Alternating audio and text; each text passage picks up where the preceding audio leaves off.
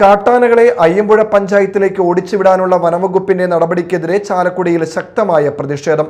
നാട്ടുകാരുടെയും ജനപ്രതിനിധികളുടെയും നേതൃത്വത്തിൽ റോഡ് ഉപരോധം നടന്നതോടെ പ്രദേശത്ത് സംഘർഷാവസ്ഥയുണ്ടായി. കാട്ടാനകളെ തുരത്തുന്നതിനിടെ അവയെ അയ്യമ്പുഴ പഞ്ചായത്തിലേക്ക് ഓടിച്ചുവിടാനുള്ള വനംവകുപ്പ് നടപടിക്കെതിരെ ചാലക്കുടിയിൽ പ്രതിഷേധം ശക്തമായി.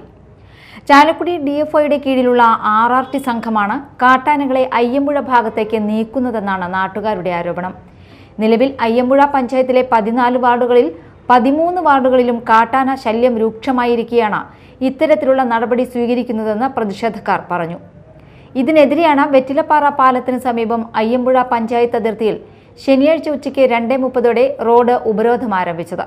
നാട്ടുകാരും ജനപ്രതിനിധികളും ചേർന്നാണ് സമരത്തിന് നേതൃത്വം നൽകിയത്.